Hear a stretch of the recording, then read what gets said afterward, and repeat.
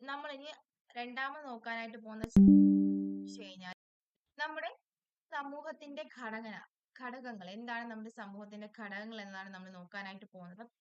15 chapter ആണ്. അതിനകത്ത് നമ്മൾ ആദ്യം കുറച്ച് വൺ വേർഡ് ക്വസ്റ്റ്യൻ ഡിസ്കസ് ചെയ്യാം. ഒന്നാമെന്ന് പറയുന്നത് സതി ആരാണ് നിർത്തലാക്കിയത്? നമുക്കറിയാം രാജാ റാം മോഹൻ റോയി ആണ്.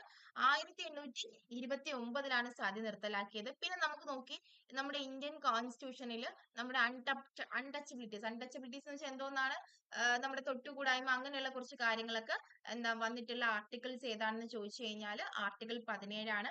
പിന്നെ നമുക്കറിയാം നമ്മുടെ ഒരു സമൂഹത്തിൽ നിന്നും മറ്റൊരു സമൂഹത്തിലേക്കുള്ള ആചാരങ്ങളും അനുഷ്ഠാനങ്ങളും കൈമാറ്റം ചെയ്യുന്നതിനെ നമ്മൾ ഡിഫ്യൂഷൻ എന്ന് പറയുന്നുണ്ട്. പിന്നെ നമ്മൾ നോക്കിയത് അക്ബർ പ്രചരിപ്പിച്ച മതം എന്തോന്നാണെന്നാണ്. ദിൻ ഇലാഹി എന്ന് പറഞ്ഞ ഒരു മതമാണ് അക്ബർ പ്രചരിപ്പിച്ചത്. പിന്നെ നമ്മൾ നോക്കിയത് എന്താണ് സാമൂഹിക മാറ്റം. സാമൂഹിക മാറ്റം എന്ന് വെച്ച് കഴിഞ്ഞാൽ നമ്മുടെ സമൂഹത്തിൽ ഉണ്ടാകുന്ന എന്താ ഘടനയിലൊക്കെ ഉണ്ടാകുന്ന മാറ്റത്തിനെയാണ് നമ്മൾ സാമൂഹിക മാറ്റം എന്ന് പറയുന്നത്.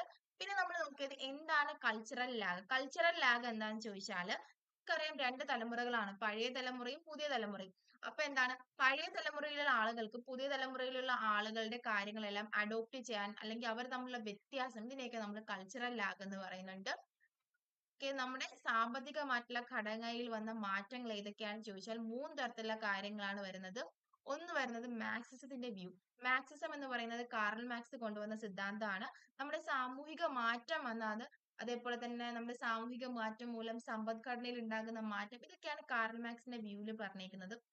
രണ്ടാമത് വരുന്ന ഒരു വ്യൂ എന്ന് പറയുന്നത് ഹരിത വിപ്ലവമാണ്. ഹരിത വിപ്ലവം 1960-കളിലാണ് നടന്നത്.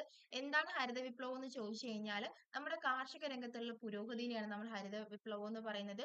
ഈ വിപ്ലവം കാരണം ഒരുപാട് മാറ്റങ്ങൾ വന്നു. കൂടുതലായിട്ടും എന്താണ് നല്ല ക്വാളിറ്റിയുള്ള വിത്തുകൾ വന്നു, യന്ത്രങ്ങൾ വന്നു, അങ്ങനെ കുറച്ച് കാര്യങ്ങൾ. മൂന്നാമത്തെ ഒരു വ്യൂ എന്ന് പറയുമ്പോൾ ഇമ്പാക്ട് ഓഫ് ഇൻഡസ്ട്രിയലൈസേഷൻ. ഇൻഡസ്ട്രിയലൈസേഷൻ എന്തോന്നാണ്? വ്യാവസായിക വിപ്ലവം. ഇതെന്ന് പറയുമ്പോൾ എന്താണ് ആദ്യമായിട്ട് ഇംഗ്ലണ്ടിലാണ് ആരംഭിച്ചത്. ഇത് മൂലം എന്ത് ചെയ്തു? കുറേ മാറ്റങ്ങൾ ഉണ്ടായിരുന്നു. ധാരാളം യന്ത്രങ്ങൾ കണ്ടുപിടിച്ചു. ആശയവിനിമയത്തിലും ഗതാഗതത്തിലൊക്കെ നല്ല പുരോഗതി വന്നു. കാർഷിക മേഖലയിലൊക്കെ എന്താണ് നല്ല നല്ല മാറ്റങ്ങൾ ഉണ്ടാകാനായിട്ട് ഈ വ്യാവസായിക വിപ്ലവം നമ്മെ സഹായിച്ചിട്ടുണ്ട്. ഇത്രയും കാര്യങ്ങളാണ് നമ്മുടെ 17ാമത്തെ ചാപ്റ്ററിൽ നിന്ന് നമുക്ക് പഠിക്കാനായിട്ട് ഉള്ളത്. ഓക്കെ.